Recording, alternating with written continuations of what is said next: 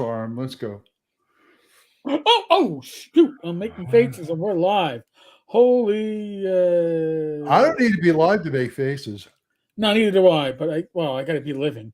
Folks, hello and welcome to the Triple D Dungeons, Dragons, and Discourse live stream. I am Glen Tenkar, half of your hosts on this Friday night, the other half being old man Grognard Glen. Hi, folks. Yeah, two of us make one brain. Barely. You know, I don't want to strain too hard, man. You know, Yeah. it can cause damages. Good evening, Marcelo.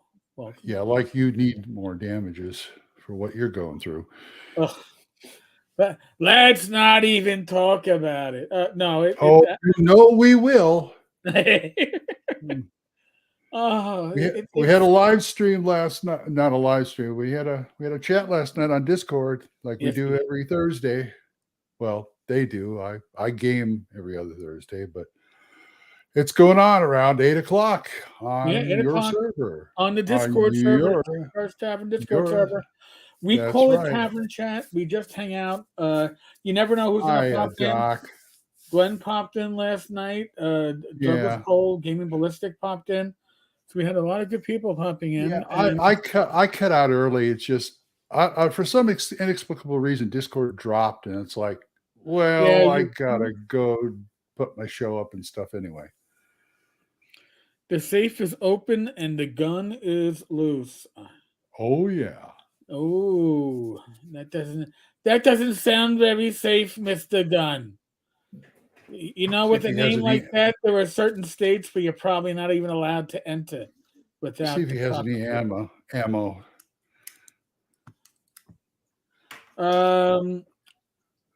Yes, I'm doing well. Rachel's doing well. We actually our last minute decision to do an excursion today was to drive out to the Hicks Nursery out in Long Island to look for Christmas. They always have a great Christmas display and stuff. Christmas decorations and plants and evergreen-y stuff for Christmas. So that's very nice. Very nice. Got my mother out there. It was good. We got to do yes. It. Thank you, Mr. Gunn. I'm all right. Had to go get the car fixed today, but hey, here I am. And tomorrow night is going to be really something, let me tell you. Oh, tomorrow night's the big night. Yeah, tomorrow night's the big night. We go to Hinton, Oklahoma, about an hour away at Sugar Creek Casino and see the Guess Who, or what's left of the Guess Who, anyway. My wife's favorite rock band from her youth. That's cool. Yes. That is really cool. So yeah, I haven't been to a concert in about 15, 18 years. Okay. It was Johnny Rivers at the Riverwind Casino here in Norman. Yeah, I found out because these Indian casinos are great places to go to see music venues. That's damn cool. Really good. Yeah. I mean, you never know who's going to come through town. Yeah, I think the last concert Rach and I went to was Postmodern Jukebox, and that was before COVID. We had tickets for right after COVID, which I was thankfully able to sell because I was like, I'm not going to a venue where we got to be masked up and be miserable, and not that wasn't the time to be going out to a concert. So that's true. Yeah, it was Johnny Rivers, and he was really good. I mean, that guy, he didn't. I thought I was listening to his records. He still sounds the same, and he is one hell of a guitar player. Let me tell you. Oh shit. Yeah. Yeah, I might have to. I might. You know, you're never too old to go to a good. Meet you there. I might have to go start going to them again. I've done comedy shows. That's what I've been doing recently. You know, listen to this. I didn't realize that I bought VIP tickets either. I'd forgotten I bought VIP tickets. Well, that's nice. We're like first row, and then I get a message from Sugar Creek Casino. What is it? A few days ago. saying, if you could be in your seat by the concert's at 7, could you be in your seat by 6:35 so we can do the meet and greet? Ahead of time. What? Oh, wow. A meet and greet? Yeah, you're going to meet the band. Okay. This is going to give my wife an extra thrill. Yeah. Very nice. I mean, anything, happy birthday, dear. Oh, there you go. Yeah, we did a meet and greet with the Jimmy Dore comedy show. Did you? Yeah, and listen, the meet and greet was, you had like maybe 45 seconds because you got your photos, and then they took our cell phone and took photos for us. It was awesome. And yeah. then and Jimmy's funny because his father was a cop. He really doesn't like cops, but his father's a cop. I was like, listen, I did 20 years. I'm retired. I love your comedy. He goes, oh, so he goes, so you're a cop for the right reason. I go, yeah, probably. Any thoughts on Alexandria's new book? So you want to be a GM? I have heard vaguely about it. I see some, like, there's YouTube videos I haven't watched yet. Oh, I haven't seen that yet. I'm hoping, well, from this, I mean, I like the Alexandrian. That's a good blog.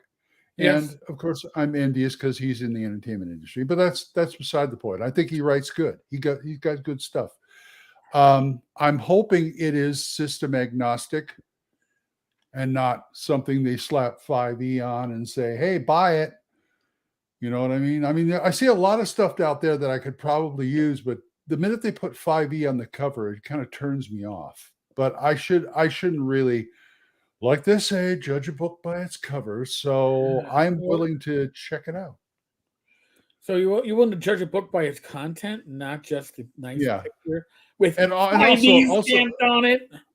Also, the title, So You Want to Be a GM, is kind of one of those titles where I go, well, I've already been a GM for 40 years. What do I need to know? Well, you never know what you're going to find in one of those books. Well, you know what, though? That's an appropriate title, though, because WotC recently, in their latest free adventure, pretty much changed Rule Zero. Rule Zero had been always. Yeah, what's that all about? I missed you. I missed your podcast on there. What was that all about? So Rule Zero historically was the DM is the ultimate authority in the end. And Rule 1 is see Rule 0. Yes. Right. So now Rule 0 is everyone has fun, and it's okay to change the rules so long as everyone agrees. Well, I mean, everyone agrees to sit down at the GM's table. Change the rules, and you've all agreed. It's taken away the authority or the importance of the DM, and there's a couple of reasons I think for it. One of which was that article last year where New York City has a shortage of GMs. There's all these players and no GMs. Oh my, crying fucking wolf. Why is that? Because being a GM requires time, right? It requires knowledge. It requires investment of time, of money. The DM tends to buy the most books. What did WotC recently say? I say recently, like this year, that they're under-monetized and that they got to get the players to buy more books. Well, how do you get the players to buy more books? De-emphasize the GM. Mm-hmm. So yeah. So according to here, Bad Mike's on here, and he says, "Did he rant on your Wednesday show?" We ranted a little bit. We talked about Rule Zero. Otherwise, I thought he wanted to come on and rant. Oh, Mike might want to come on and rant. I don't know. It depends on how lick it up. See if he's got more rant left. I'm sure he does. But I mean, it's an appropriate idea to have a book that's going to teach you how to be a GM. Listen, being a GM is a responsibility, and I personally think that WotC is trying to start aiming for AI GMs, AI DMs on their VTT. So you can play at the draw. You guys all decide you want to play. Just boot up the AI DM. You don't got to worry about whether Joe is feeling good enough to run a game this week. Who cares? So you got to agree on the. So you all got to agree on the rules. Here's how my rule zero works. Okay, I'm doing this game. We're going to be in this world. These are the house rules that I've come up with so far. Are you still in? Fine, let's play. Oh, Mr. Gunn calling Bad Mike the Ginny D apologist. Ginny D apologist. I think no. Listen, Mike finds Ginny to be attractive. That's okay. He's allowed to be attracted to a woman 1/3 his age. It's allowed. You know, Or it's who? natural. Yeah, who with the pink hair and all that kind of stuff. The hair color changes depending on the video. It could be pink, it could be green, it could be blue. You know, well, you know what's funny about women who color their hair in like primary colors like that? I know it's a real anime thing, but it looks better on the anime women than it does in real life. Oh yeah, you know these. That's my opinion. So you know, you want to come at me? Come on. You know, the cosplayers that do it well really pull it off. Really But pull it. but the vast majority don't pull it off. The ones that I know what you mean, Satine Phoenix. yeah. Oh my God, my ear fell off. Now I just look like I'm not going to say it because, not like we're ever going to have Satine and Jameson as guests on this show. I mean, hey, Glenn, we could talk about I can shoes. think of a half a dozen other podcast or video luminaries that I'd want on this show besides them. Oh God, so can I. Well, so now, all right, Glenn. So I'm going to throw this one out at you. Did you hear about the Indie RPG Creators Summit? That WotC's doing? No, Goodman Games is doing this with Backer Kit. Oh, really? They're doing this via Zoom in January, and it got a lot of talk, but then it got a lot of talk that wasn't very good. And you want to know why it got a lot of talk that wasn't? It only went up yesterday. They only announced it yesterday. Okay. Then I didn't catch it then. Yeah. Well, it got a lot of talk that isn't good because at least on N-World and on Twitter, there's too many old white men involved in the project. Again?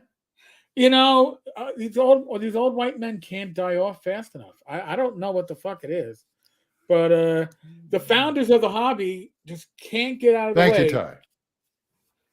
You magnificent bastards. But so I was I was like, you got to be kidding me. That's right. That's right. Let's castrate the GM. We'll just solve our problem that way. Yeah. They castrated the players, right? 5, not all, but if you think that running a coffee shop, being a barista, which is a made up name anyway, if you think being a barista and role playing is a fashionista. Well, you know what? I'm every day I am more and more surprised that people can get fun out of the current D&D, the current WotC. I'm surprised people are actually still having fun. Well, here, the people that are having fun with it, the ones that are having the most fun with it are using the rules to play other companies' adventures or their own adventures. They're not running with the WotC material. They're taking the core rules, which they were nice enough to give to the community in general through the OGL and the Creative Commons. But they've taken those core rules and as other producers have said, oh, the rules are good. It's just that how WotC packages them. It's like, all right, so it's similar to WotC's going to have their moment. Disney had their moment. Disney had their moment where Disney had to announce that apparently making movies that are not profitable, that are not enjoyed by our audiences, isn't going to keep us in business. And we have to change our focus to make the movies that our audience wants and not the movies that we want to force on them. I'm paraphrasing. But that's pretty much what they've had to tell their investors is that, yeah, I guess movies with a message, an agenda, and whatever that message or agenda is, doesn't sell as well as selling a good story and a competent material. So go figure that one out. Wow. Anyway, I don't want to get into a Disney rant. No. No. Take us off into Because the movie. No, but just ranting about Disney leads you into like other places like Star Wars and Marvel and all that stuff. So we could be here all night about that.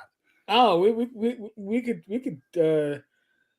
All right. So the quote of the week has very little to do with gaming, but the quote of the week from Elon Musk was, "Go fuck yourself," and that was directed at any of the companies that wanted to boycott Twitter. And I am not a Twitter fashionista.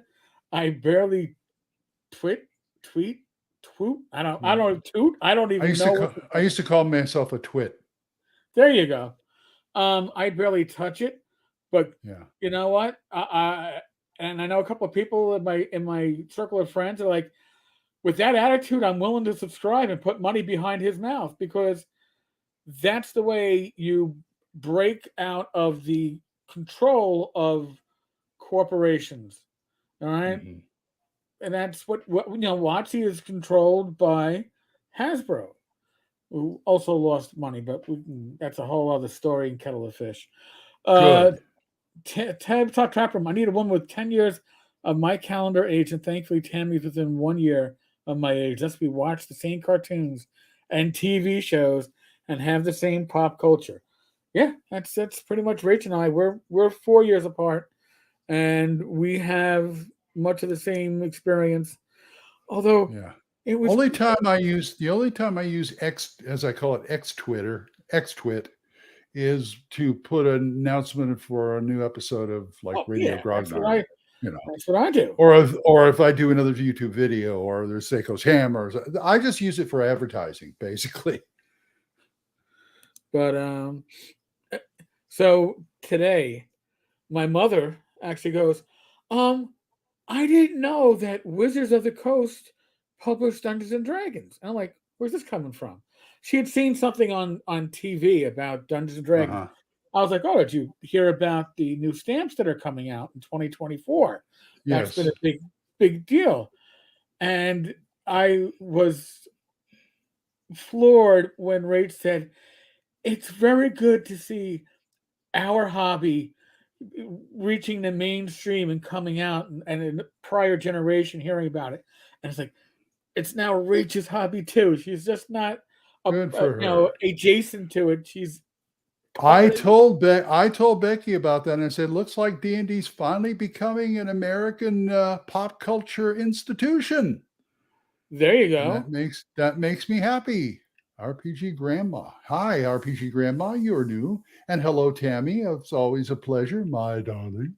Yes, RPG Grandma. RPG Grandma frequencies Tabletop Tom's does she now? tap room, and she also hangs out Saturday nights with us for Gamers Health.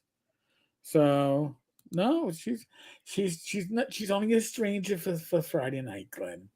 So no, she's getting her first exposure to Glenn. Glenn, keep your clothes on. When I say exposure, I don't mean our.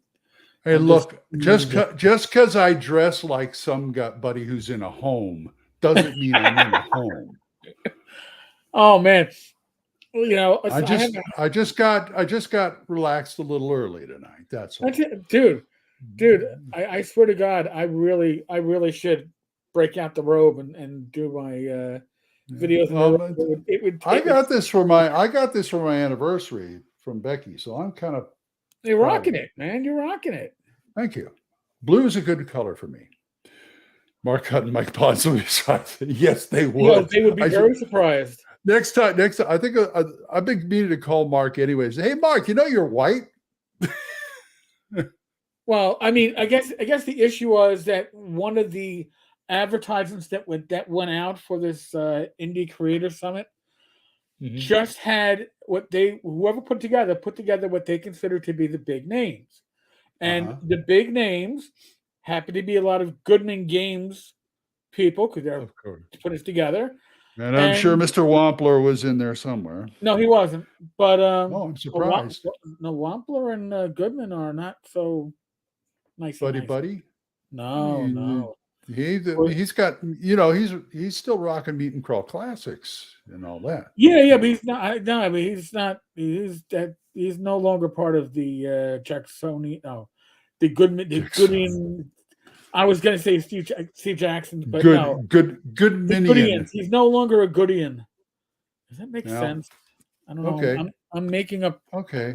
It's like when you decided not to be a frog. So I didn't decide not to be, and even when I was a frog, I was like a froggy, not a frogette. I was like a tadpole because I was not really an employee. I was just kind of like, hey, run the table and enjoy the con on us. It's like, all right, I could do that. All I did was I put together, Swords and Wizardry Light. Yeah. Prince which is now something light. So we don't know what it's. I guess it could be OSR light, OS light. I don't know. OS light. Light. OS light. One third the OSR is in. It's less, tastes great, less filling, and plays with just 2 dice. There you go. OS light. Yeah. Well, when I did I used to do the demos. Yes. And I gave everybody a D20 and 4D6. I said, this is all you're going to need right here. 4D6 and a D20. And it worked. There you go. Marcelo, yeah. I have not seen anything in I haven't honestly, I forgot it was PAX. And that's after seeing Professor Dungeon Master put up a photo of him and a bunch of others at PAX. I totally forgot it was PAX. So there's a guy we need on the show. Huh. I'd like to talk to him, and for some reason I'd like to talk to Bob Worldbuilder, because he seems to be like what's that guy's name from Beavis and Butthead, their teacher, that kind of hippie guy. Yeah, you're right. Mr. He reminds me of the OSR version of that. Now, Beavis and Butthead, you pay attention, please. Okay. That kind of guy. Oh, I forgot about that. But I love his stuff, though. I'm not bagging on him. He's great. He just kind of reminds me of that guy. That's all. Todd, I'd read your comment out loud, but I'd like to keep us monetized for a little bit longer. It was funny though. We're monetized? Maybe. I don't know. I didn't check. I haven't seen any money floating in my wallet. Well, here's the funny thing. It's like for the last 3 or 4, maybe last month, Rach and I have never been. We don't curse much. Rach doesn't curse at all, and you're allowed to curse on these videos. But Gamers Health has been monetized, and I realize why.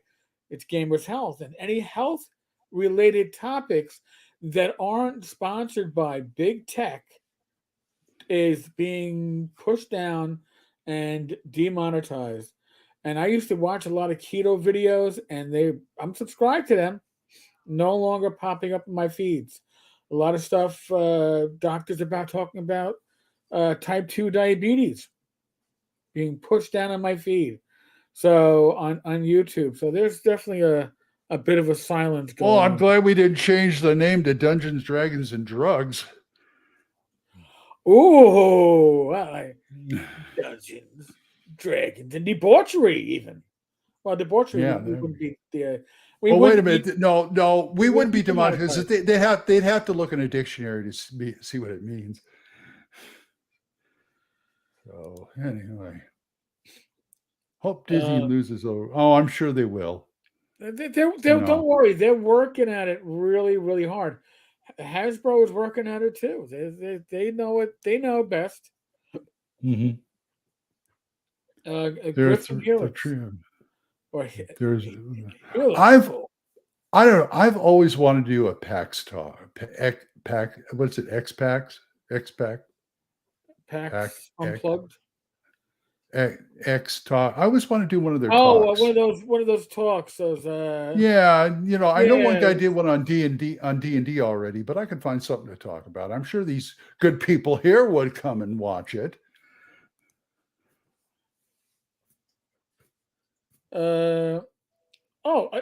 Listen, is Elon not I fully think Elon is Ted. That's it, Ted. TED Talk. TEDx. Yeah, TED Talks. TED Talk. Thank you, Tabletop. Yes, but yes, Elon is a putt, but sometimes the truth has to be spoken, and that we did it in a putsy way. But man, it makes me smile to have billions of dollars and be able to just say, Disney, F you. I mean, I don't do a very good impression of Elon.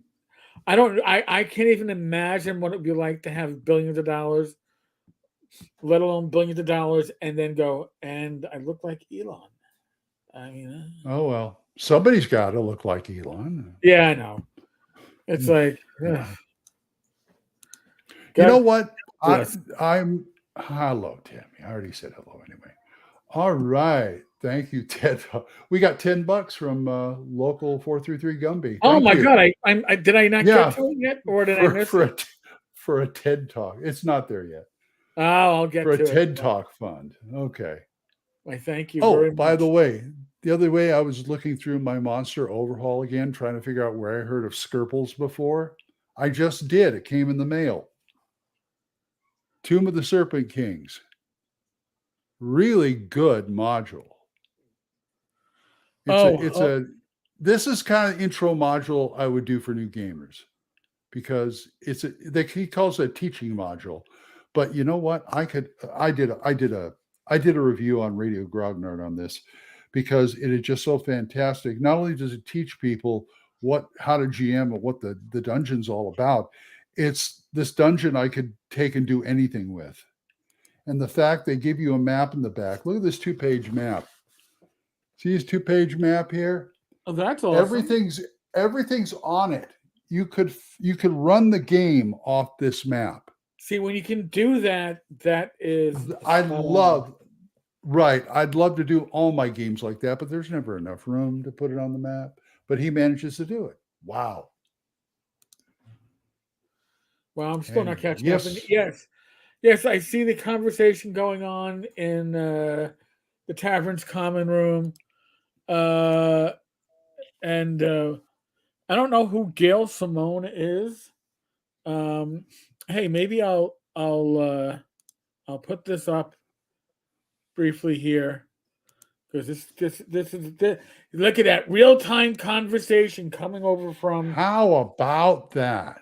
Yeah, don't get spoiled now, folks. Glenn and I aren't usually this extremely talented, but sometimes. But we're surly. We're always surly. But don't call me Shirley. All right, hold on. Okay, so you lose that joke. What do you got here? We have Gail Simone, and I don't know who Gail Simone is, so it's not meant to be an insult that I don't know who she is.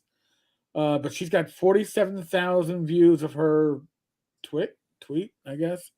So obviously she has some reach. Gary Gygax. Women don't want to play D&D. Every woman who played one of my games quit after the 5th time I threw a rock at her head. I think their brains are different or something, like squirrely somehow. Otherwise, they would like me so much. Just wow. Well, first off, that's not a Gary Gygax quote. If you've ever read the DMG or you ever read anything that Gary posted on N World, that's not or how anything he would. else. That's not how he would write. However, remember, Gary's own daughters played D&D. Right? They were involved in the game. This is knowledge. So I'm assuming Gail Simone heard this somewhere and decided this is an accurate quote. I'd love to see the source of this, but I guess it's brought up because Ginny, with most of her hair colored in one color, um, I guess I don't know if it's a normal color. Who can tell? Sometimes people comment on my videos saying that Gary Gygax will be rolling over in his grave to know that I'm a big voice in the D&D space now, and that I take that as a huge compliment. Oh, come on, Ginny. I Jenny, mean, not that you're a big voice in the D&D space, but he would not be rolling over in his grave. no, Although I'm happy for you. I really am. I mean, we need more voices like that. yeah, and listen, D&D always needs more voices. I think it should get more reach. It should get out there in the public sphere of consciousness. But the reality is, was first off, was Gary a perfect person? Hell no. He married Gil, right? He married Gil Gygax, and that's far from a perfect person. Yeah. But the Gary Gygax that was he wanted to sell this game to as many people as possible, and initially the people that were buying this game were war gamers, and war gamers were overwhelmingly male, kind of because I think males are the ones that tend to fight wars, not women, at least at that time, especially. Or But win them. right, Women. Okay. but as you know, they weren't trying to exclude women from the games, and I know we never excluded. We could get women or fellow high school students not to think that we were totally losers for playing D&D and to join the game. That was winning. That was awesome, and I'm sure Gary felt the same way. So I don't see this as an accurate quote. I'm sorry. I would need to see the source where Gary actually said this, and I again, the way this is written doesn't read like Gary. Just me. But look at that real time. We're bringing this up from the Discord. I actually should make the Discord part of these live streams, and we could say like, "Hey, you got something you want to add?" And it's got a screenshot. Put it up in the Discord comment room, and then I'll go look. But No, we're not going to put the video and audio up from Discord. no, none of that. We do that Thursday, so nobody can tell what we're saying. Nobody can hold Thursday is off the record with Tenkar. So there we go. So I thought that was, we should let Bad Mike on here. We should let Bad Mike on here. We're getting on a roll. Which is, hey, you're damn right, Mr. Gunn. I am my inner Hefner. Although when I think of him now, I think of it. Actually, I'm sorry I never met the guy. I would have loved to go over to the Playboy Mansion and watch old movies with him because he was a big old movie fan. That would be fun. Yeah, that'd be fun. My only conversation with Gary was on N World, and I forget. He used to post as Colonel Plato, and I don't remember what my comment was, but I used to have coppers and crullers. Yeah. Oh, 1 second.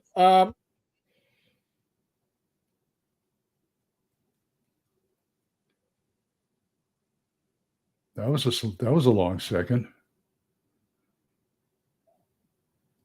Uh-oh. Sorry, no, not bad news. Good news, and it's just little side stuff there. But my one conversation with Gary was on N World, and I had coppers and crullers in my profile, like I don't know, like underneath my picture, and he was like, "Wow, you're the first person I've seen that actually likes crullers over donuts." And I was like, and we had a little conversation, and then he invited me if I was ever in Lake Geneva to come to the house and play on the porch because he did a lot of gaming on his porch, which was a beautiful invite, one that I was never going to be able to act upon, but still, it was a great invite to get. So I can't say how Gary of 1974 was compared to Gary of 2004. When he was active on N World, he was very pleasant to everybody he dealt with, male, female, whatever. But I could care. I'm just saying. I'm thinking back at cons gone by. I'm not talking North Texas. I'm talking like in my earlier days, and it just seemed one of the discussions, one of the roundtable discussions, seminars, that was always kind of it was like a recurring seminar that always happened at the cons I went to, was women in gaming. And I don't okay. see that anymore. Maybe that's a good thing. I don't know. But they'd always have a women in gaming seminar, because apparently there were very many at the time, I guess. I mean, my first GM was a woman. Oh yeah, one of my the best GM I had at my one Gen Con was a woman. She was handicapped. She was in a wheelchair. She was the best GM I probably played on to that point in my life. That was 93 or 94.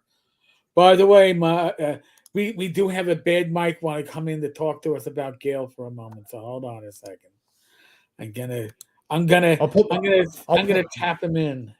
I'll put my Gale face on. I'm gonna put my Gail face. Is this Gail Gygax or Mrs. E. Gary Gygax? I don't know which one. That's also my.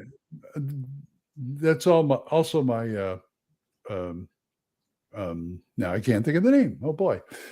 One of my favorite people in the OSR. Do you know me? Have I ever gotten dinner out of you? No. Oh shit. I guess because of what the podcast and stuff. It's like, have you ever sat down and had a game with me? You wouldn't like me. Yeah, I guess you would like me. I don't know. But thank you, Bob. Yes, Michael. Speaking of gnarly, hello. Hi, Mike. Hello, Glenn. What's up? Hello, Glenn. Hello, Eric. Hello, Michael. Are you on the meds? Hold on. I'm trying to. Trying to do something. I'm not sure what he's trying to do. Maybe he can't see us or something. Okay, here I am. I'm sorry, I had to shut off the other stream. Though I want to give you some background. So Gail Simone is a bomb thrower. She's an over the top weirdo who basically loves the way comics are now, even though they've lost bazillions of dollars in the industry the last few years because they're telling stories nobody wants to care. Nobody cares about. Nobody wants to see. And so she's one of the main sources of comics becoming ridiculous. And one of her big things is she loves to rail against the patriarchy, obviously, because old white guys like Jack Kirby, Stan Lee, Steve Ditko, all these guys created Marvel, so they're bad people. They have to be, even though she works in the industry. She works in an industry that all these old white guys created. She hates them all, and so she likes to jump in every once in a while and talk about things she doesn't really know anything about, because it's always going to be railing against the patriarchy, against the old white guys to start. So basically, this was one of her typical posts where she's just over the top, makes something up. I mean, Gary never said that. What Gary said was his quote was along the lines of, "Well, women don't really like D&D because their brains are made differently than men," and this was mainly so. The reason he said this is when he started D&D, Ernie played and got, so he didn't see any women playing. His daughters were not interested in D&D. He had 3 daughters. They were not interested one bit. They really weren't interested. He played some, but they weren't as into it as they were as interested enough to basically was it Eloise that put on a silver bikini for the Gamma World picture, or whatever. So they did some posing, some in front of D&D stands and stuff, but they just weren't into D&D. So he drew this conclusion that, well, women just really, their brains are made differently than men. And a lot of it also is because of his wargaming background. Because look, if you think there wasn't a lot of women that played role-playing games back in the 70s, there were less women that played wargaming. And I would say, I think SPI is the one that used to do the surveys. It was literally about less than 1% or less than 3%, I think it was, women that actually played war games. So he grew up with this background, never saw women ever play. It was an old boys network, old boys school. Got into D&D. It was the same audience. No women ever played D&D, whatever. So he formed these false conclusions that, women just don't like D&D. Why wouldn't they like D&D? Oh, because their brains are different. They like stuff like shopping and knitting and baking and cooking. They don't like D&D. So obviously he was a product of his time, right, guys? He was an old guy. He was your typical old dude. And so he just thought, well, women aren't going to like this. Well, as we've seen, he wasn't right. Women love to role play, and it just took a generation or so, and then they got into it. Now, I'll tell you one thing: I am absolutely 100% not a Gary apologist, because he did say some really dumb things, and his son Ernie has said some really dumb things, and nobody's perfect, right? I mean, Gary, he did. He said some really, really dumb things, and it doesn't. Gamers don't have to apologize for stuff Gary said, that wasn't right. Just the same way you don't have to apologize for your grandfather saying goofball things, because my grandfather said goofball things. Probably all your grandfathers said goofball things, because once again, they were products of their times. Gary was a product of his time. And so he said goofball stuff. So yes, he said goofball things. So this is just, first of all, Gail's an idiot. And she's certifiable in a lot of ways. And she's got a bug up her butt about old white guys that gave her the career that made her slightly famous and slightly relevant, which she's really not anymore, because comics are down a deep, dark hole, and will probably live to see the end of comics because of people like Gail, who have turned them into woke fests, and they're just comics are absolute freaking garbage right now. They're not any good. And a lot of it's because of Gail Simone. That's because I'm not drawing them. God damn it. And so, So anyway, that was that her remark. I don't even know what that was in. It sounds like it's part of a bigger conversation she was having with somebody or something. Who knows why? Or that she's jealous of D&D because it's actually still relevant and she's not anymore, and comics aren't relevant anymore. So maybe it was, I don't know. Maybe she felt jealous or something. So. Anyway, so Ginny just reacted to that, which is a false quote anyway, and so I think, and also Ginny's probably reacting to simps are like, oh, if Gary saw what you were doing, he'd be so upset, because that's the biggest pile of garbage ever. Anybody that knows Gary says he wouldn't care. Why would he care about that? I mean, he never cares about if you're playing. He never even said anything about it. I don't think he ever made a remark that, I don't think women should make videos. First of all, he died more than 10 years ago, before 15 years ago, 2000. Yeah, before YouTube streamers were even a thing. So why would anybody sit there that didn't know him intimately? And I'm talking about Luke Gygax or somebody like that. Yeah. And now if Luke comes out and said, oh yeah, my dad would absolutely blow his top if a woman was making a YouTube stream about that. Okay, I could get that. But I'm sure nobody said that. This is a bunch of, you want to talk about simps and suck-ups. This is simps and suck-ups trying to get Jenny to, oh, Jenny, you're so wonderful that, if Gary saw what you're doing, he would just die. That is what a simp back in the grave. Yeah, that is what an absolute simp would say, something like that. And John was right earlier. He said that, Gary was the one that supported Gene Wells and actually tried to give her more authority or more things to do. She just, as much as she broke a lot of law, she she did a lot of things. She wasn't up to the task. She really wasn't that talented. Jean was she was a very complicated person. I don't know if you ever saw. There's a couple interviews with her that are still around. No. She was very bitter at the, years later, extremely bitter about what had happened to her there, because apparently she was not treated well at TSR. But Gary did champion her, and he wanted to bring women in. So, hey, this is, he brought Darlene in. He brought Darlene in. It was extremely good friends with Darlene. Just anytime he brought Darlene in, went back when he worked for Troll Lords, to do the map for the Eggsburg City. So yes, and so anyway, he was there when people. I mean, when we had the Dragonlance stuff, and he was not anti-woman. He was very much a product of his time. But yeah, this is an exaggeration by Gail, because she's an attention whore and an idiot, and so.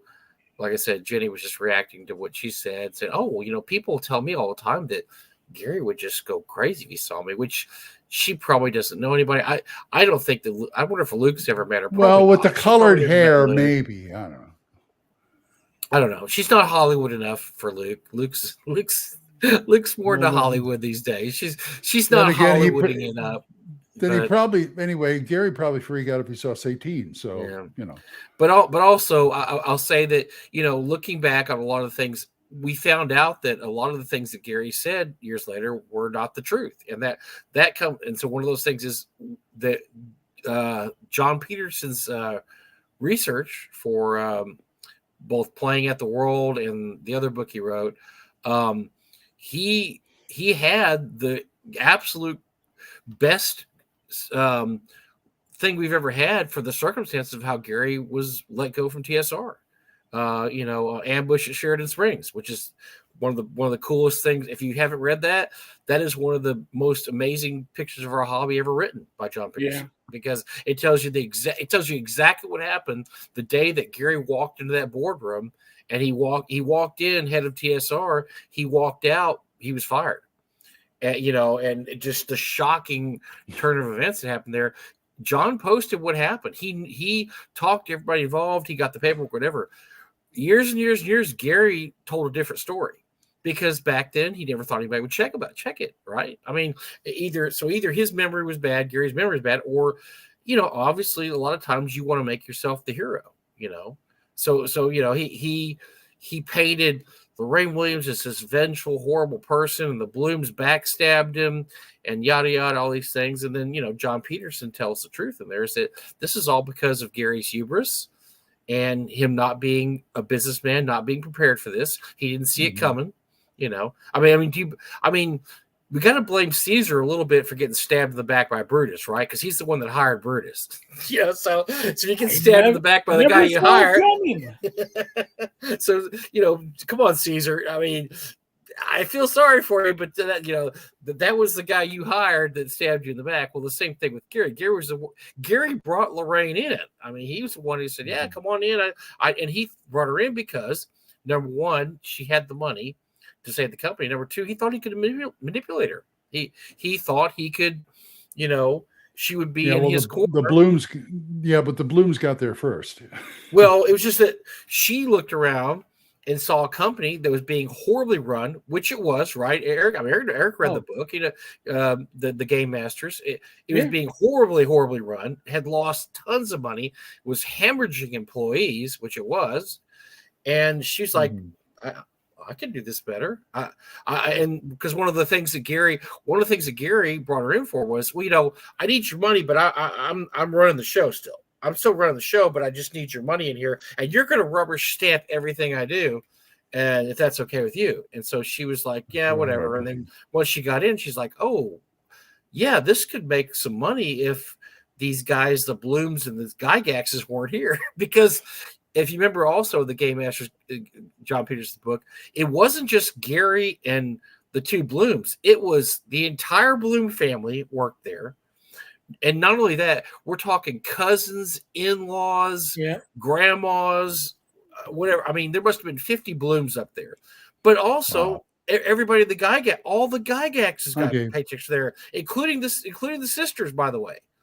I mean, they all worked in the mailroom or this room or whatever. I mean, so the whole company was infested by Gygaxes and by Blooms, and that there's a lot of nepotism there. And I So it think was the Gygaxes versus the Blooms family. Pretty much, and they just each side tried to put as many family members as possible. And I'm talking not just family members. You read John Peterson's book, like I said, it was in-laws and cousins and third cousins and just anybody they knew. They were soft touches, and they like, yeah, come work for.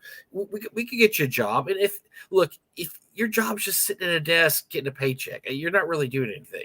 And that's pretty much what a lot of Blooms are doing.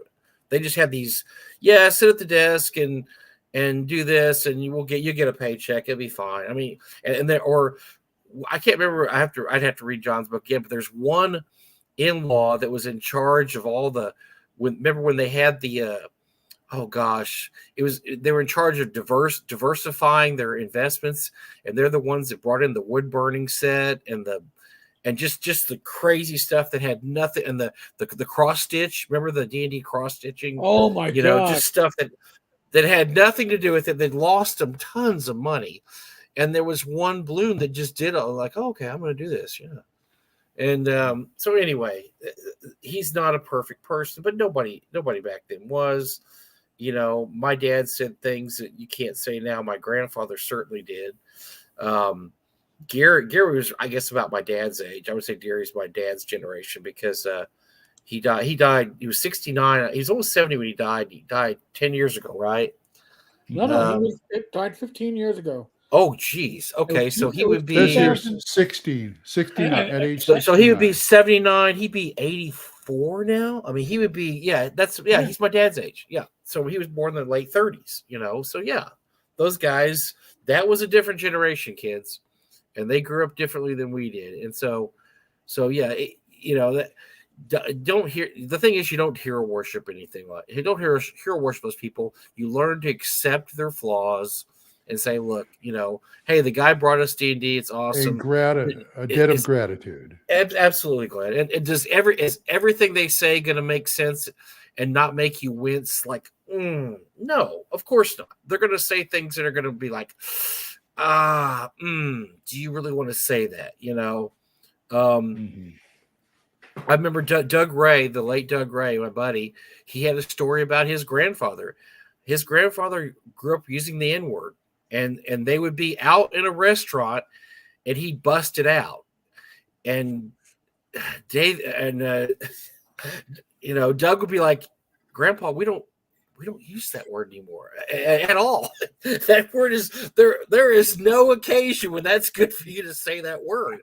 But this is a guy born in the 20s, or the 10s. By the way, let's veer into movies for a minute. Watch the Roger Corman film The Intruder if you ever want to see Shatner throw the N-word around like it was nothing. Oh my God. I've heard about this. I've never seen it though. I have a copy somewhere on the hard disk, and it's like, wow. Well, I'll have to check that out. Yes, definitely. Yeah, you should have seen Eric's face. He said, "We need to talk about movies." His face went, "Oh, don't get Mike and Glenn started. Don't get Mike. I'm through. I'm through. Let me just make sure my blood sugar isn't dropping. But anyway, so that's why. So I think it's interesting to talk about it, just so the truth can come out about stuff like that. So just to reiterate, Gail is a tool. Absolute tool that works in the industry that was relevant. She wrote some good stuff about 25 years ago.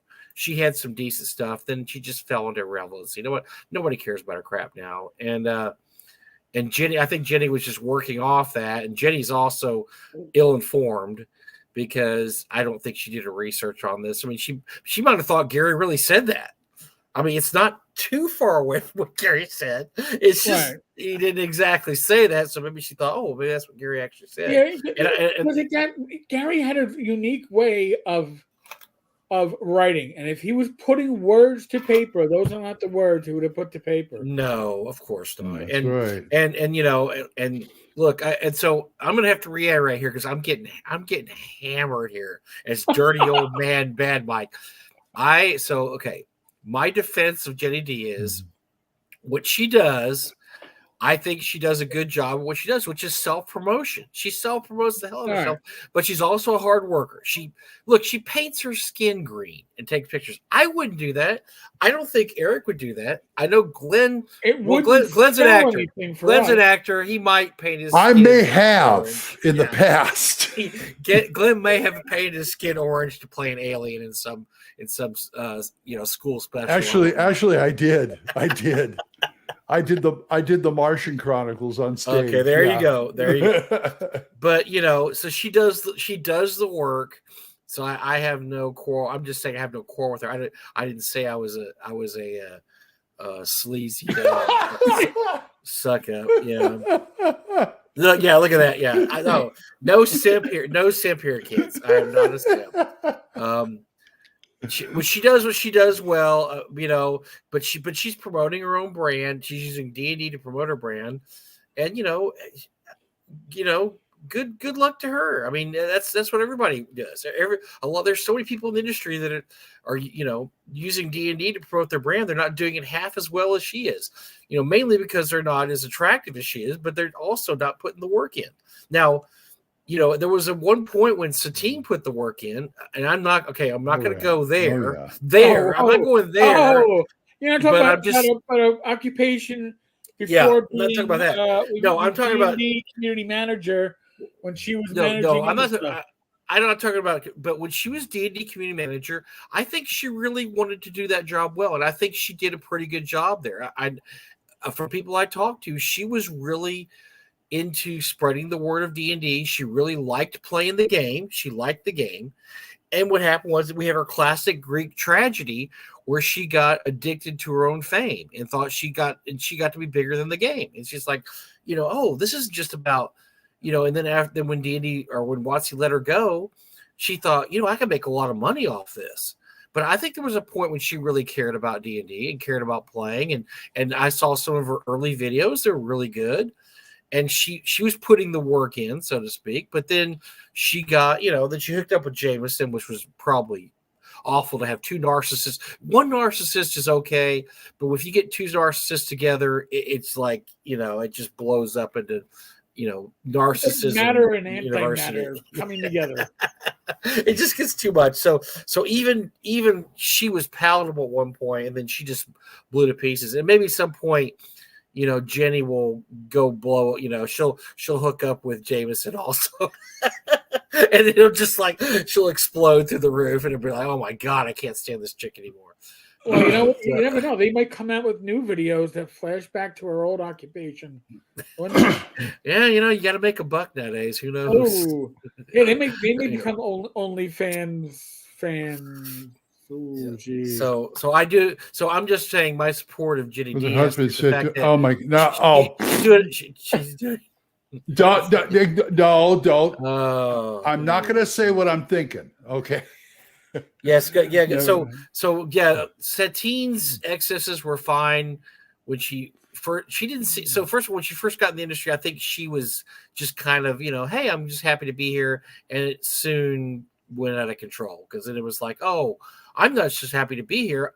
It's all about me. I mean, I'm doing it. People are telling me, and a lot of this is because you have these suck up fans and you have these simps that tell you oh my gosh, Satine, you're the best thing that ever happened to D&D. D&D, when you were running the brand, it's never been as good as when you're doing it. And they start believing the bullshit, right? They start saying, this guy's right. And then, they're drinking the Kool-Aid. Yeah. Oh yeah, absolutely. Yeah, they're just sucking the Kool-Aid down, and they're just like, wow, maybe I am bigger than D&D. Maybe I need to start doing my own shitty Kickstarters that don't get fulfilled, or maybe I start doing my shitty Kickstarters that I'm not actually writing, that I'm hiring other people to write. I'm just putting my picture of me and elf ears on, doing this, and with hardly any clothes on. Maybe I just need to do more of that because that's what the fans want to see. So, until Jenny does that, I'm not going to beat on her too much because I think what she does a good job doing.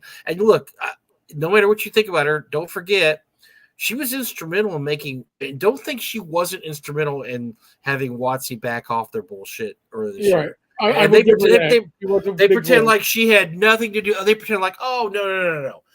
Well, no, we were just going to do this anyway. Because, WotC has minimized all that. They've minimized, we heard some people griping about it. But, that's bullshit. They absolutely changed their tune once people started unsubscribing from Ventures League and all the others and DNL Live and one D&D and all that. Yes, they absolutely. And she was very instrumental in that. She told people, "Look, cancel your subscription. They don't care about you anymore," which was true. They didn't. So, but they, like I said, they've minimized that. Like, oh no. We were going to change our mind anyway.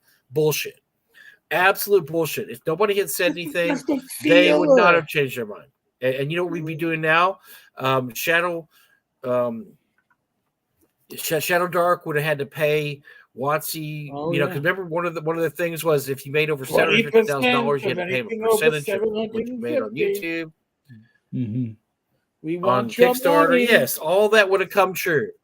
If nobody had said anything, all that would have come true. They would have done all that. So for them to say, no, we were going to change this anyway, that's bullshit. You're being lied to by WotC. They were not going to change their minds. They just, the backlash was so fast. I mean, it was funny because remember Eric and I were like tracking that at the time, and that blew up so quick and so absolute. It was unbelievable. People within a week already had a plan to form stuff like Orc and and republish pull their stuff off there within that didn't take but a week.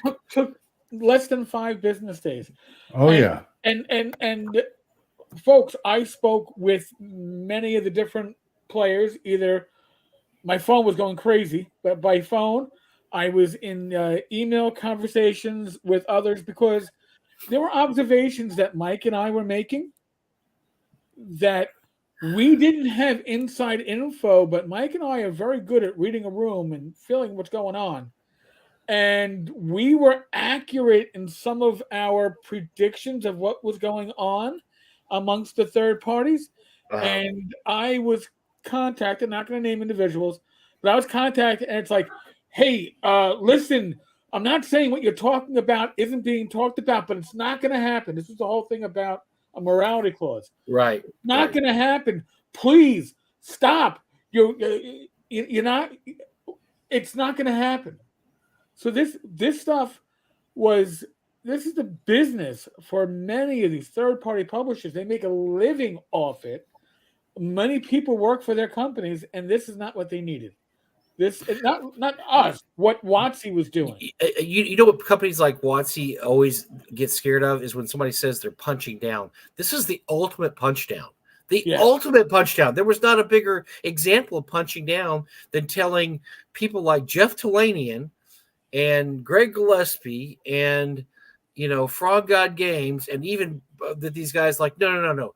We're putting you out of business. We're going to put you out of business because this thing that we thought of, 25, 30 years ago, 20 years ago, we want to get rid of it now because we think they did say, I don't care if she is or not. We think you guys are cutting into our profits by your things, which is bullshit. Right. We think they weren't losing money because of a small OGO publishers like Jeff Talanian. They were losing money because they made terrible business decisions, and they were trying to. And they were trying to make people like Jeff pay for it. Right. They were saying, "Oh, this is because of you. We're not selling anything." No, it's because you're coming out with crap like Strixhaven and Planescape and all these products that lost their ass. That's why they were having problems, not because of stuff that smaller publishers doing. So anyway, that like I said, this is WotC lying to you, like they have been. And here, and I'm going to throw a hypothetical at you, Mike, because I'm thinking about this. We've just seen recently that WotC is revising their online core books, removing words, slavery, civilization, primitive. Now, savage. Imagine if the morality clause was put into the new OGL, which everybody would have to sign up for, and that new morality clause was used to make sure that you could not use words like primitive, savage, unintelligent, all these other words that WotC's removing, they could have applied that across the industry. Nobody's talking about that, but I'm waiting for the Sure. day. I'm waiting for the day that WotC will not let you buy, or Hasbro will not let you buy a D&D book unless you sign a morality clause. well, there And you go. ethics and morality clause must be signed before purchasing this book. Well, Yeah. and that's the importance, and that's the problem. That's why everybody rallied behind the OGL, and that's the importance of it. Is that the OGL is D&D without the rules, or without those rules, without Right. the rules that WotC, because look at it this way: back in the 80s, before we had the OGL, it was all about what WotC said or what TSR said. And they could shut you down, and they did shut people down right and left because you were not allowed to use until the court said you cannot copyright this stuff. But they were perfectly happy to shut a lot of people down that try to come up with D&D clones back then. Something like Osric would not have been allowed without legal action back then. Something like Swords of Wizardry would not have been allowed. Something like Labyrinth Lore would not have been allowed. They would have sued back in the day before the OGL. And so the OGL allowed those things to exist. Evil G says Lorraine that Williams. 2024, May of 2024 for the not new edition. So let me just throw this at you two guys. So we've been talking a lot about and remember the conference they had earlier this year in Seattle where they invited all the influencers, including my best friend Jenny D, including my girl Jenny. No, but they invited all to of blow them there, smoke up their ass. You mean? And basically didn't tell them anything, and said, "Yeah, this is." And then they had Jeremy Crawford in a meeting where he said, "Well, this isn't going to be 5.1 or 5.5 or 6 or whatever. This is just, we're going to just change things." So I'm going to throw this at you guys. What is the chances that all they do is put this politically correct language in, and they issue the same 100%. Well, they're gonna make the classes a little bit more powerful because that's already the trend. That's what the playtest is doing. But yes, it's going to be a change. They are going to make sure that although your prior books are compatible, nobody's going to want the prior books because your new fighter has a few more, sticks. Right, that are only available in the new book. That those aren't available in the old book. Yep. But here's the new thing your fighter can do. And by the way, you're going to have to buy the new book to see this kick-ass thing they can do. It's not going to be in the old book. Yeah. But and by the way, we took out all the references to primitive, savage. I don't know, all the dumb things they were just so worried about. We took out all these, age and gender and whatever. We made the book as neutral as absolutely bland and neutral as possible. Plus, we did all this stuff. You're still not getting my money. Well, I just think that's what we're looking at. Jeremy was probably right. It's not going to be 5.5 or 6.0 or 5.1. They're not going to take this chance. And I'm going to say, as much as I don't like editions changing, it has been about 10 years. And I would not be opposed to D&D 6.0 coming out if they were going to do D&D 6.0. And apparently they don't have the talent on their roster anymore to put out a new game. And I absolutely don't think they have the talent in their roster to put out a new game anymore. I think all the talent is left. All the talent is working privately. Guys like Monty Cook and guys like Wolfgang Barr, those guys they all have their own companies. They're all private now.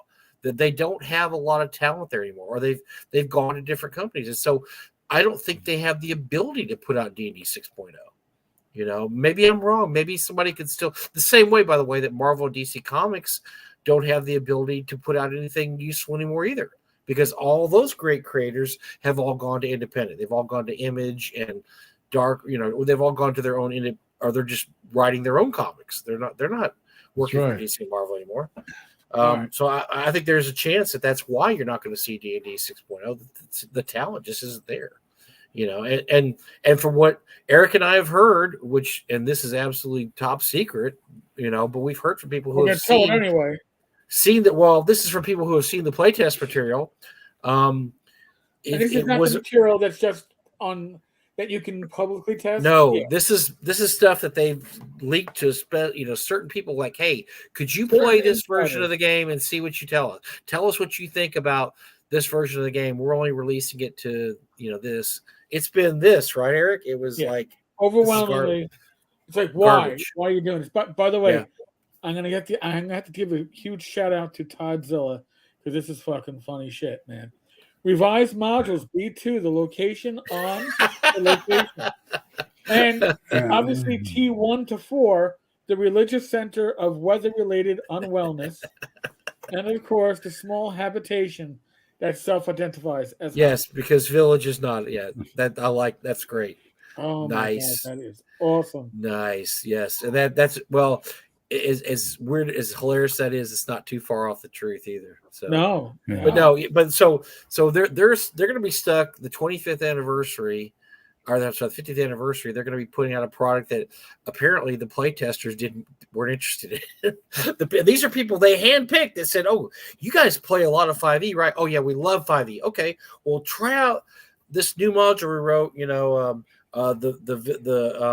The small habitat of homesickness or whatever," and they're playing it going, "Oh my god, this is terrible. This is absolutely fucking awful." And so it's going to be it might just be a huge disaster next year, which is great for me and Glenn and Eric to do shows about. Well, so it'll be great. Let's take a peek. So we can. Oh my goodness. May 21st. The core will first off, they're trying to look like Warhammer. Oh my god! All right, that's my first. What even is that? What is that? What even is that? It's an oversized dwarf. It's a dwarf that isn't a dwarf, I guess. I don't know. So, somebody tossed him. So it's coming out 5/21. So I got news for everybody. If you're currently playtesting this, it's bullshit. Playtesting is done. Because if it's coming out 5/21, which means it's coming out in less than 6 months, and they got to get a huge order shipped and ready for this huge release, it's got to be written, laid out, edited. They can't afford a fuck up, and they got to make sure the way they're shipping from China, guaranteed.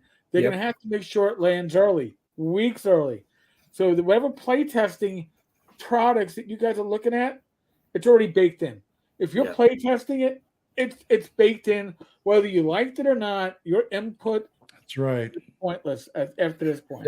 I wanted to address something that Arun said earlier. As a poor person, I never got the Ojo outrage. Wasn't only like 10% tax, so you only get 900K off your derivative. Here was the problem with it.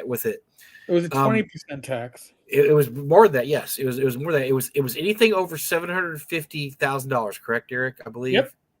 And here's the kicker: they owned your product. You basically did not own your product, because what they did was they gave you kind of an option to publish it. But if they wanted to, so let's say you put out a Kickstarter. Let's say I did Dolmenwood, like let's do Shadow Dark. Okay, let's say Kelsey put out Shadow Dark, right, under these rules. So first of all, she made $1.3 million. They would have taken 20% off of everything made over $750,000, which, by the way, was all her work. WotC had nothing to do with that. WotC didn't help her at all. And they would have the option in the future to yank that property from her. Yeah. Part of the baked-in rules was that you gave them the right. So you could come up with the initial Kickstarter, and Kelsey could make the money off of Shadow Dark, and then a year later, they could say, hey, welcome to our new D&D world, Shadow Dark, published by WotC, bigger and better than ever. And Kelsey would get the big zero, and they would just republish her work under their name. That was part of what was baked into the new OGL deal, was that they got they got to take your work after it was done. They got to take it. And so that's why the creatives were up in an uproar, because they're like, why are we going to create for you if you could just steal what we, basically take? Right. And here, let me give you the math. And remember, this was all leaked. Yes. So now let's do the math here. A $1 million Kickstarter is not $1 million. Okay. Yeah. $1 million Kickstarter takes, I think, 7.5%. Yeah, it's almost 10. Yeah. Well, between them and your credit card processor, it's probably Sure. closer to about let's say it's about 12%. And Right. if you're using BackerKit, you're probably up to about 15%. So now you're at 850, but they're going to be taking off. They don't care about what you're actually making. It doesn't make a difference to them. So now your 850 is down to 800. Well, But first of all, they're not taking off the 850. They're taking it off they're taking off the million. million. They're taking Yes. 20% of that difference, which would be 50. So now you're down to 800. But you have $1,000, $1 million in retail of what you have to fulfill. So maybe your profit margin is probably going to be less than six figures. You're probably mid five figures. And before you say, well, I'm a poor person, you know what? The person that's running this Kickstarter, generally speaking, is paying artists, paying writers, paying layout, paying editor. You know, this isn't paying for printed product. This isn't all profit. You don't look at it and go, well, they made 900,000. That's not the profit. Don't deceive yourself. WotC wanted you to think that, but that's not the profit. So Rune says there's no way to believe Kelsey paid $900K to make Shadow Dark. Here's the deal. WotC paid zero. Why does she deserve less money so WotC can make more money? What did WotC do in this equation? WotC did nothing here. Matter of fact, they didn't even create the game D&D. That this is something they're shepherding. You know, that they own the rights to, but they didn't create it. So why are they more? Why should they get the money and Kelsey not get the money? Explain. There's no explanation. That's absolutely the definition of of basically punching down on a small creator and saying, look, you don't deserve it. Again, you're saying that there's no way that she didn't. Where is it? No way she got paid. There's no way I believe Kelsey paid $800 to make Shadow Dark. I'm not saying she paid $800 to make Shadow Dark, but she didn't make $800,000 profit on it. She didn't make $500,000 profit on it. All right, and the idea that again the licensing and here let's take another step. The OGL that everybody was operating under, this wasn't an issue. They were going to revoke an irrevocable license and replace it with, hey, this is so much better for us. All right, that's why people. Yeah, all it did the one clause in there that was hilarious. That they said, oh, but don't worry, we're going to take all the profits. We're going to take all these profits, and we're going to own your IP. But here's the good part: we're going to promote your product. Bullshit. Yeah. So we're going to what is the promotion of WotC done good for anything lately? I think that's a net negative. That's an absolute negative to have WotC promoting your product. That was what they were going to offer you in return for taking 20% of your profit plus basically owning your IP forever. Mm-hmm. And so the whole point is, why would anybody do a product for them knowing that the IP was going to be gone? Nobody would do that. Nobody's working on those conditions. Dolmen would not have been made. I mean, look at any big product that came out in 2023. None of those would have been made under D&D's rules if that's right. Stuff remained in place. Right, and Thraxis says, well, she wouldn't have done it. She stripped the OGL out of Shadow Dark. She stripped it out because, listen, for those of you who've been waiting on Continual Light Digest Edition, which was laid out and was ready to go back to the editor over a year ago, or no, about a year, until they give me Creative Commons for the 3.1 SRD, I refuse to publish under the OGL. Yeah. All right. So she took out the OGL because even when they said, all right, we'll leave it, they didn't say we'll never try to take it away again. They just realized we'll leave it for now. I don't trust the open game license that WotC hasn't revoked. Give me the Creative Commons for the old, and they haven't done that with the older SRD. Once they do, I think you'll see a lot more stuff coming out using that SRD. But a lot of people, I don't have a lawyer. Well, sorry, I have lawyers, but for a different purpose. Wow. Yeah. Well, okay. But I mean, I'm not going to hire a lawyer to figure out the intricacies of how do I keep my original product looking the same, but not referred to the OGL. Well, then you're just throwing more money down the toilet because then the lawyer's getting money and you're not getting money. So once Right. again, why are we kicking the smaller creators in the nuts? I mean, what good is coming of this? Coming of the true creators, people who are actually creating stuff.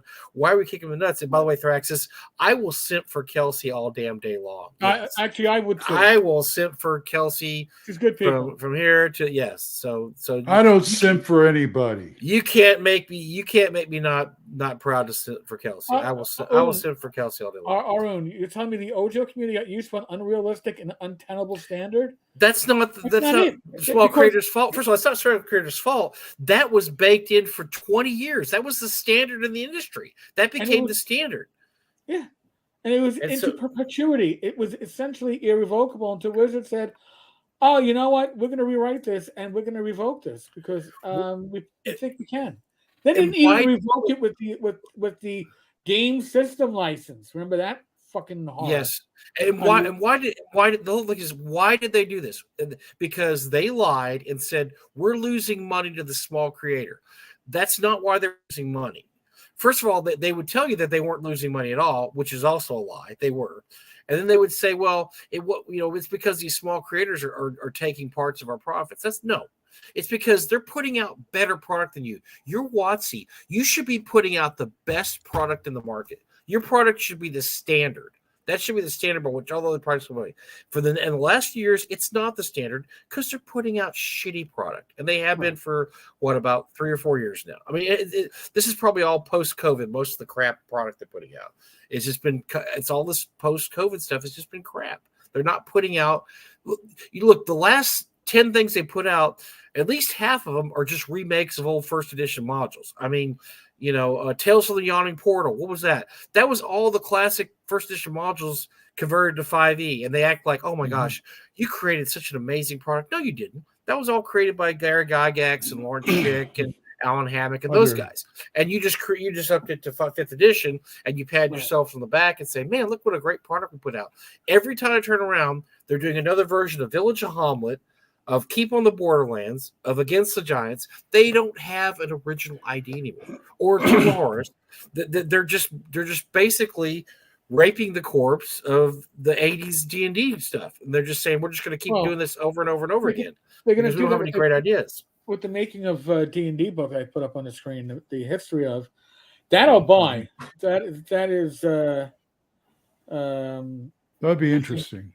Yeah, I think they have Peterson involved in John Peterson involved in the make. Yep, 500-page tome. So and look, I'm not bitching about you, Aaron, because like you said, you don't know what you're just talking about. Hey, a layman's view, whatever. I'm just letting you know that it was more than just about. Hey, these people are making a profit off our ideas. Don't we deserve a part of it? It's more than that. It's that they didn't just want a slice of the cake. They wanted the whole damn cake, and they're going to scrape off a little bit of icing for you and throw that on the side, and you're going to be happy. Well, and here, and you don't understand. Again, Mike and I, we've been in the industry, either associated with companies or involved in collecting. The OGL was created by Wizards of the Coast for a very important reason. Mm-hmm. They didn't want to waste their time doing support material. Absolutely. They can have the third-party publishers do it. Now, initially, there was a secondary license, a D20 system license that you could put on your cover. Right. That's right. And it was like, oh, this is great. And that worked until what was the piece of shit, Mike, Book of Erotic Fantasy, or was that Book of Erotic Fantasy or some shit like that. Yeah. And then they said, all right, we're withdrawing the D20 license. And they could. There was nothing about the D20 license was subject to a lot of terms. But the OGL was, hey, we're giving this to you, and we're giving this to you into perpetuity. We're never going to revoke it. We don't believe we can. That was the statement of those that wrote the license. Entire companies, Paizo, Frog Guy Games, these formed because they did that. Because you're telling these people you could own your own material, you could write for us, and look, don't be fooled by this. This made them a lot of money. Companies like Frog Guy Games, and how much money did Paizo make them? Paizo made them probably a lot of money, because when they screwed around and came out with 4E, which is a fucking disaster, Paizo sat there and created Pathfinder and kept interest in the RPG industry. And so these companies just weren't just hangers on. They were driving the industry. They did not, as Eric said, they didn't want to do support material. They didn't want to do modules. They didn't want to do, whatever. That they were content to let these third-party companies come out with all this third-party stuff. I mean, look at DCC. I mean, all these companies exist because of the OGL. And so you have all these creators, because up until then, if you didn't work for, like this day was the 80s, if you didn't work for TSR, you didn't work for a gaming company, pretty much. I mean, yes, Chaosium had a few people here and there, and there were smaller gaming companies that had something. But if you were a genuine creative and you wanted to work for something, if you didn't work for TSR, you didn't work in the industry. I mean, that's just the way it was. And it was the only company that was guaranteed to stick around. Everybody else was having financial issues, even West End Games, once they lost the Star Wars license. Yep. But here's a little history of the OGL that a lot of people overlook. When the game system license was issued with the advent of 4E, the OGL was not revoked. You could still write stuff for 3E. That's right. But if you wanted to write for the fourth edition, you had to sign the game system license, and it required a licensing fee, and it was a lot more restrictive. Mm-hmm. And a few companies did. Goodman Games is one, and they got screwed. So, and 4E was a flop. They had a VTT that was supposed to release with it, and that was a whole horror show. 5E comes out. Now, many people don't remember that with 5E, there was initially no open game license. There wasn't. Right. And what WotC did is they thought that people want this open game license and an SRD because they want a free version of the rules. So we're going to put out the basic rules. And the basic rules are literally going to be a stripped-down version of the rules. And this will satisfy all these loud voices for an SRD and an open game license. And guess what? Nobody gave a shit about the basic rules. No.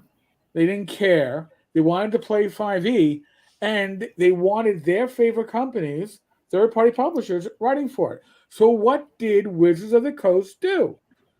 They put out an OGL that covered the 5.1 SRD, which they first the 5.0 SRD, and I think it was a 5.1 after that. And they put out these SRDs, and it took a year. It took a year because they responded to the community. Yeah. And in the time between D&D released in 2014 for 5E and the end of 2022, some bean counter said, hey, you know what? If we can just revoke this SRD and this OGL, we can make more money because we're giving up. It's not a zero-sum industry, but they saw that they were giving up money. Most gaming groups play more than one game at one point. They were leaving money. They were leaving money on the table. Unfortunately, it wasn't their table anymore. Right. So it's not like somebody came along and stole the content from Wizards of the Coast. Wizards of the Coast, not just once, twice, for 3E and 5E, put this material in the hands of the community and said, please support our game. Please, we want you to do this. We trust you to do it. Here's this open game license, and we're not taking it back. Oh, shit, we're taking it back. Because we're going to change our minds here because you guys are sure making a lot of money with this. We'd like to own that Dolmen wood. That looks really nice. Publish that under our rules so we can own that, because that's something that we'll come out with in 2 years, and then we'll give thanks to Gavin Norman, but it's going to be under Watts at that point. He's not going to make a cent off of it after that. Yeah. You're talking about product placement. And product placement, Monopoly pays to have their game placed in there. Coke pays to have Coke appear on a TV show or a movie. The movie is not paying to have Coke show up in it. They're getting paid for a product placement. That's how that works. They get their, And again, now movies do pay to have music put. Like if they want a Rolling Stone song, they have to license it through. Yeah, music is a whole different ball of wax. Which is why a lot of times you will see either a a remake of a song instead of like, the regular song. Like in other words, they want to put Sympathy for the Devil in there. They won't use the Rolling Stones version. They'll use a remake, or they'll have a band playing it in the hall that everybody walks into during the movie, because that way the light there was a movie called Mask back in the 80s, not The Mask, but Mask, with a few people in it, and it was based on a true story of a guy who was born with birth defects and all this stuff, and they said his favorite artist was Bruce Springsteen. And when they made the movie Mask, they replaced him with Bob Seger because they could get Bob Seger's music. Bruce at that point was way too expensive to get his music. Yeah, they couldn't get any Bruce music there. So yeah, and then there's reason. Like I remember, there was a big deal. This is years ago. There was a TV show that had Zeppelin songs in it, and the whole thing was the company who owned the rights to Zeppelin music was coming out with a new 50th anniversary box set. And they contacted the company and said, "Oh, it's called the show was called Revolution, which is actually a really good show. Lasted about 2 or 3 seasons." They had said, "Hey, you want some Zeppelin on your show?" They're like, "Yes." "How much is it going to cost us?" "It won't cost you that much. We're coming up with the 50th anniversary. We want to have some of the Kashmir, and I can't remember the 2 or 3 songs they had. They played Kashmir. They played a couple of songs. We want to have this as background music, and of course, you're not going to turn down Led Zeppelin songs for your TV shows. So they're like, well, hell yeah, but yeah, they still had to pay for that too, but they just paid a reduced rate because the company who owned the music wanted to get it in. Hell, you ever see the movie version of Watchmen? I couldn't believe how many classic rock songs they had. Dylan, yeah, fortune. They must have. Well, that was probably a huge part of the budget. Yeah. All of a sudden, I'm hearing Hendrix. Now they did have Desolation Row was not the. It was the punk version. It was the other band, but it was a good version. It was a good version. Yeah, it was great. I like it better than the Dylan. It was awesome. I can't stop thinking of that one scene in Watchmen now. Every time I hear all along the Watchtower, they're going across the North Pole or whatever. So a fact about music, you'll hear a lot of Hendrix in there. The Hendrix estate in these movies, the Hendrix estate has traditionally been very open to having their music in shows. And that's why you'll hear you actually will hear all on the Watchtower. There's a couple of Hendrix songs you'll hear quite a bit when you see movies, because they've been traditionally very open to saying, yeah, you can use our music, because the people who own the Hendrix estate are his grandkids. No, it's real weird. So his father remarried a woman, and Hendrix has a lot of half brothers and half sisters. Who, by the way, funny part is they're white. If you ever see them, they're all whites. It's hilarious, because the woman was white, so they look very white. His half brothers and sisters, but they own the rights because that's who it went to, and they are very appreciative of spreading his word and spreading the music of Hendrix. And so they if you notice, you look at movies. I think one of the most licensed songs in Hollywood is all on the Watchtower. Because they will, if you want to use it, sure, we'll actually make it we'll make it cheaper than those other guys. You won't have to pay money out the ass for a Stone song or a Zeppelin song. We're only going to charge you this much. Like, oh, really? That's cool. I ran across a list once of most licensed songs that all on the Watchtower I think is number 1, because they are very into spreading the word of Hendrix and having people listen to Jimi Hendrix music. So they figure if that's the way, if that gets you in there, if you hear the song, if you're a 20-year-old kid and hear all on Watchtower, think, man, that's kick ass. They want you to come buy some Hendrix albums. They want you to get online and buy the Hendrix. Before Watchmen, I don't think I'd ever heard a Dylan song like, Times They Are Changing in anything. I think Dylan probably is expensive. I bet you're right. I think so. I bet they played out the ass for some of those songs. But that goes into your budget. I'm surprised more. Leonard Cohen, my God. Yeah, that's good stuff. And here's another fun fact that's hilarious: is that if you were a fan of WKRP in Cincinnati, the great that's comedy, which was about a radio station, they would play snippets of songs on the actual television show. So when this show came to be licensed, when basically they put out DVDs, they didn't own the licensing for that music. So the music because you there hear, were DVDs then. yes, and because it's expensive to get something in perpetuity. So that oh, sorry, go ahead. I think they finally fixed that now, and they're coming out with the original songs. But yeah, that was before they started putting clauses in contracts for any future technological developments, and now they put that in the standard part of the contract. But back then it wasn't, and so if you saw or if you heard the song, if you bought this, I don't know when the first DVDs for WK or PK out, probably in the 90s. There was different songs on there. They stuck in songs they could afford to buy. They wasn't the original songs.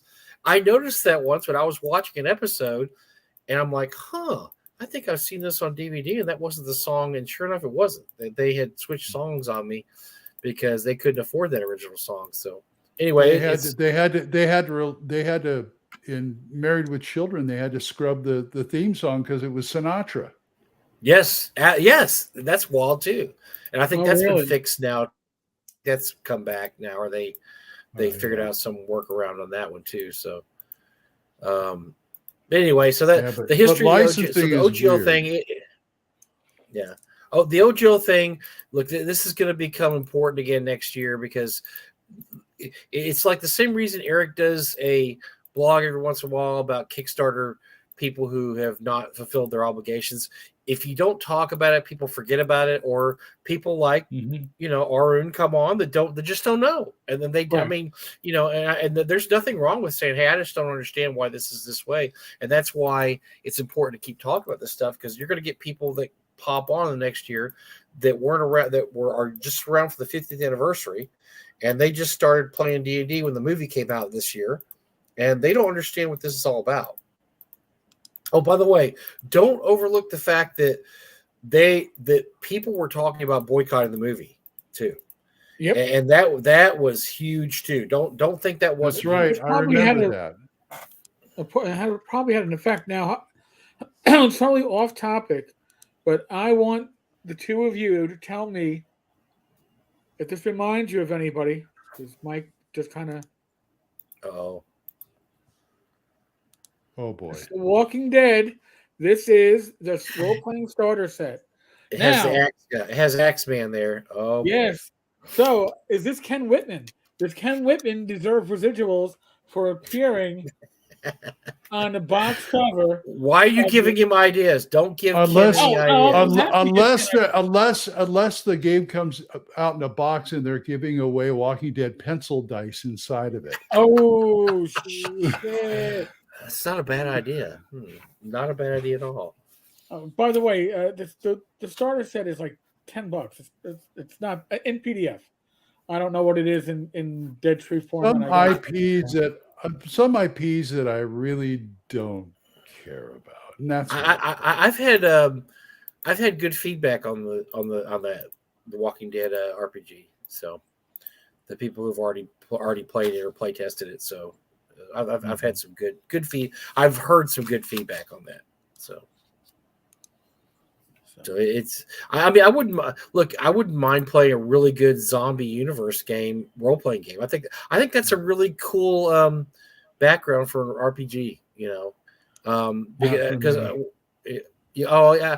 mean, if you don't like the genre, I can understand absolutely, Glenn. But I love the genre where you're rebuilding the world after filling the blank. I never liked that kind of same way I had trouble with Cyberpunk. It's like when it's survival is its own reward, I can't stand for that. So I'll tell you, the particular kind of game I like is one where you're trying to rebuild civilization. Not my problem with Walking Dead, like a lot of other properties like that, is they keep to create tension, they can't have good things happen. You can't be rebuilding society. They have to keep redestroying it over and over and over again. I would like a role-playing game where, okay, the disaster's over, it's happened. Now you're rebuilding the world. What do you have to deal with? What are the problems you have to deal with rebuilding the world? I think that would be cool. Here's my contradiction. I like stuff like Gamma World and Mutant Future and things that fall into that category. Well, you know, but Mutant Future and Gamma World are not about rebuilding the world. The world's gone. It's lost. Yeah. It's basically about hex crawl survival. You're surviving in the world at this point. Yeah, but you know what I said, survival its own rewards. That's what I said I didn't like, and then you know I bring up Gamma World. Because there's something else there besides that I like. The fact that it's very gonzo and goofy. Sure. I'm all for goofy. Goofy for Coco. See, when I played Gamma World, I did not allow plant characters because that was a step too far for me. I didn't like Gonzo. I still don't like Gonzo. I love Gonzo. And so I would not allow plant characters. I'm like, I can. Okay, mutants will do that. We could do mutated animals. I'm not doing a talking cactus. I'm sorry. I can't take that seriously. I just can't. And so I would not allow. You cannot have treants running around in your Gamma World game. No. I mean, come on. What's Treebeard going to do? You know? I just couldn't do it. So yeah, I don't. I like my things more grim and gritty than Gonzo. So do I would play my Gamma World was much more grim and gritty, and I like doing that. I liked having the the it's not silly, you know. And I know a lot of people they like the silly, you know, they like silly type, you know, Mutant Future / Don't ever play. MCC, don't ever play the Midderland. Don't ever play my Midderlands. Then is it silly? Very, very dry, very kind of little Monty Python-esque type, you know. Well, it's okay to have humor included with the game. I just like I said, I think when you're playing post-apocalyptic, it should be kind of grim and gritty. I see that. Bad Mike hates Groot. I do. No, I like Groot. Groot's awesome. Groot's great, but I don't like. Like for instance, I know White Plume Mountain has a lot of love. I'm not a big fan of White Plume Mountain, and that's probably the first Gonzo module that D&D ever did, and then it's a celebration of Gonzo. But I'm not a big fan. I just don't. I don't like. A lot of people feel like that about Chateau d'Amberville too. So, well, but I mean, the whole point about White Plume Mountain is it's like a Batman villain from the 60s, right? You had this mad wizard who created who put 3 magic items he apparently wants to keep in this crazy dungeon where they're guarded by these traps and treasures. If he really wanted to keep them, he would have buried them 100 miles down the earth or summoned a demon to guard or whatever. Instead, it's just a bunch of goofy traps, you know, because it's a tournament module. Okay, it's not a serious module. It's Gonzo, right? And so I'm more of a realistic determinist when it comes to my D&D stuff, and that everything's got to make sense. You can't just say, oh, it's just because some evil wizard created it. I mean, this evil wizard created this thing that does this. Well, you can make things that make sense that don't really make sense. No, my true. theory, I've said this before on my podcast. My theory is I don't care what's possible. I care what's plausible. What can I do with this material to make it? Yeah, I got you. Yeah, I mean that's just that's a personal preference. Make it make sense to me. that's just my personal preference. I will step back for anybody that says that's their favorite module, because it is. I know White Plume Mountain's a lot of people's favorite module, but I'm just saying it's just my personal preference is not Gonzo. I don't, I don't like because the DM said so. How come we walk in this room and the gravity's not right, and we fly against the ceiling, and then there's the wizard did it. And there's these little creatures that they are fine in this room, and you'll never see them anywhere else in my D&D world. They're only in this dungeon and only in this one room, and they can crawl up the thing and bite you as you're in the ceiling. I'm not a fan of stuff like that. I like everything to make sense in the context of my world, So, but that's just me. That's not right or wrong. With that, but there are, you still have to have some mystery in your world. So there's that, That's just me. That's just my personal preference, not anything else. Uh-huh. Any other OGO? Anybody want to bag on me for being a simp? Let's step right up, step right into it. Anybody want to bag on the OGO? I never know what corners this show is going to go into. No. Now it's bad. Now it's simping for JDD. Great. All right. You know what? Here's the thing, Glenn, and our audience knows this. When it's you and me on a Friday night, the audience controls the show. All right, they take the reins. Sometimes I wonder. We just manage to hold on for dear life. Mm-hmm. Oh, The DMs lose control on Friday night. Is what I'm trying to say. There's nothing wrong with that. That's my games. I lose control every time. Well, I mean, the funniest part is I've seen some of the stuff that JD runs. I wouldn't want to be in any of her games. That's not the kind of D&D I like. Okay, I don't like the touchy feely, silly, whatever shit she runs. I don't like that. So, but I respect her ability to monetize the brand. What can I say? Oh, yeah. I respect capitalism. She's the ultimate capitalist. I know somebody called her a communist earlier, but come on, she's a capitalist, man, big time. So are most of us. How can I monetize my body? Which is weird because I run Gangbusters, which is rather kind of realistic in a movie sort of way. So I tell you what, if we need to go back in time to 1986, and I would love to be in a Gangbusters campaign run by Glenn. That would be, because I remember back then I really was into gangster movies. All the James Cagney stuff. I love gangsters. I love gangster movies, and I wanted to play Gangbusters so bad I couldn't find one person to play it with, Glenn. Me too. Same here. And it just drove me crazy.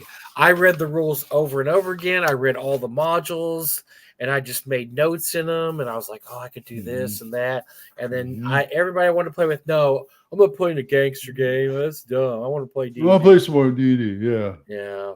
And I never. I know it was the same. I never got to play it. And my group said no. Remember, they were hardcore Champions players, and so was I. And remember when Justice Incorporated came out from Hero Games? Pulp? Oh yeah, I couldn't. They were Hero players. I couldn't get them to play that. Mine was Daredevils. I bought Daredevils, and I wanted to play that because I was really into Pulp. Also, I was into Doc Savage and all that stuff, and I couldn't find. So I take it back. I did for one summer. There was a game in the Pages of Dragon magazine called, I think it was Crime Busters. It was written by Dave Cook, and it was one of those insert games. Right. Oh, yeah. And it was only like, I want to say like 12 pages long, 16 pages long. It was an entire pulp game, and he had powers you could do. I talked my group into playing that one summer, and so we played Crime Busters, and they each play a different pulp hero. They had, whatever, they had their own shtick. Each person did their own shtick. I talked them into it, and I used to rerun. So I would read a pulp book like a Doc Savage or an Avenger book, and I would just steal the plot from there, and I just put them in the middle of that plot. Right. And so we had fun for about a summer, and then they were like, okay, we played that 10 times. We're through with it. That was fun. But that was the only time I ever got to play that. But I never got to play Daredevils. I always wanted to play Daredevils. And then same with Justice Incorporated, all those games like that. Nobody would ever play that. Nope. We're going to play D&D. Yeah. Now they'll do it with Savage Worlds, which is weird. Yeah. I wish those are games that I always wish I had a bigger group of friends to choose from. I'm going to blow my own horn here, but my Monday group, who I just loves to high heaven because they're really great guys that role play real good. I asked them about, me running some more Hyperborea or whatever. And I asked them what they thought of. I says, "Yeah, you do pretty good. You do pretty good. But man, you rock on pulp. We love your pulp games." I said, "Well, at least I got that going for me. Never get to run it, but yeah. I guess I saw the beginning of the show. Did you talk about the D&D summit with Goodman? The you talk about that, right? The Goodman. Yes, we talked about okay. the pushback. Okay, yeah, the pushback because it was all a bunch of old white guys there, and they're what? Okay, yeah, that was funny. I had some people in the industry send me that laughing. Said, "Did you see that?" Basically, Goodman stepped on his, you know what? And I was like, "What?" And then I was reading like, "Oh my gosh, you gotta be kidding me!" So you think he would know better? You think they would have known better than to do that? Here's what I think. I don't think Goodman put together the initial Yeah, grouping, and the idea. Whoever put it together was like, "Hey, I'm going to include everybody from Goodman Games," which, by the way, is all white males, but pretty much it is. And the people that I know from the hobby, and it was all old white males. And I got to say that Phil Reed is beginning to look like Santa. I love Phil dearly. I saw that he's let his beard go, man. He's let his beard go, man. He is. Yes, man. If I did that, Rach would have me sleeping on the porch, and we don't have a porch. Can I read what Goodman just put out, like in the last 10 minutes or so? Yes.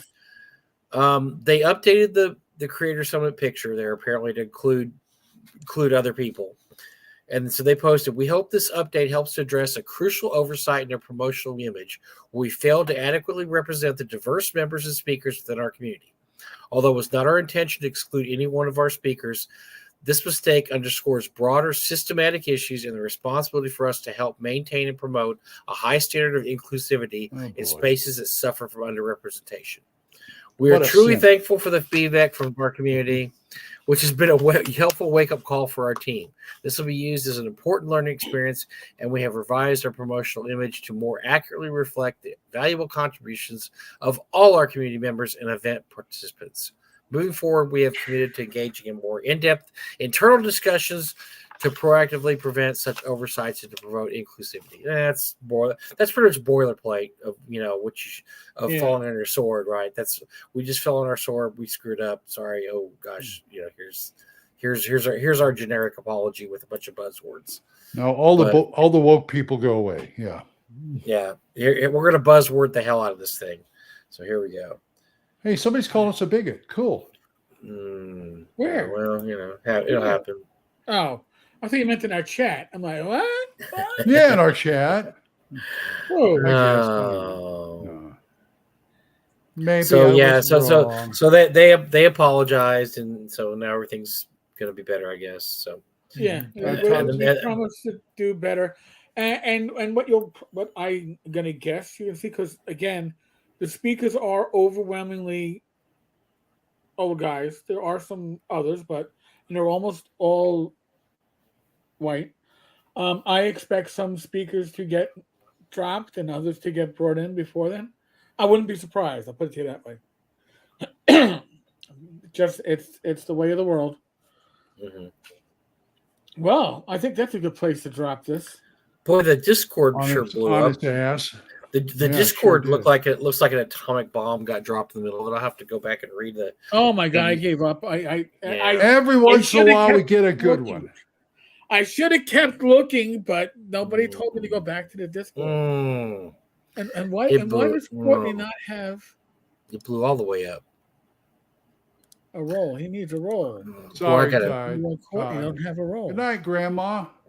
Good night, John. We'll have to read through this now and find out. Yes. Apparently it got heated. Apparently it got heated too. Oh my god.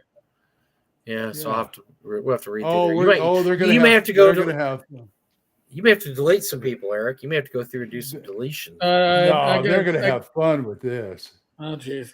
All right, folks. On this note, as I look at a burning dumpster fire on my side screen, I'm going to wish everybody. Thank you for letting me on, guys. I always love popping on with my buddies. No problem. Hey, Eric, this is how we get views.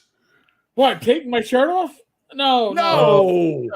Jeez, Oh all right. God, we'll get bad views on that one.